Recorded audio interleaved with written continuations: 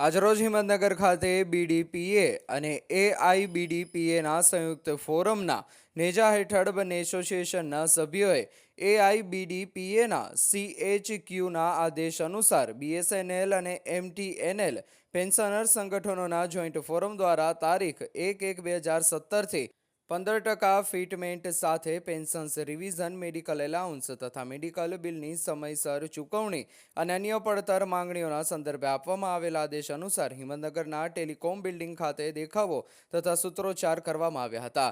તેમજ deputy general manager Rajpal સાહેબને આવેદનપત્ર આપવામાં આવ્યું હતું. આ કાર્યક્રમમાં એઆઈબીડીપીએ હિંમતનગરના પ્રમુખ ગણપતસિંહ ચૌહાણ, મહામંત્રી પી.કે. પટેલ, ખજાનચી એચ.કે. સિસોદિયા, ઉપપ્રમુખ પ્રદીપભાઈ પંડ્યા અને પ્રમોદભાઈ પાઠક, આસિસ્ટન્ટ ડિસ્ટ્રિક્ટ સેક્રેટરી મનોજભાઈ પટેલ અને મુખ્તાર આલમ અંસારી, ઓર્ગેનાઇઝિંગ સેક્રેટરી મહેન્દ્રભાઈ પટેલ તથા જીતુભાઈ રાવલ વગેરે અગ્રણીઓ હાજર રહ્યા હતા.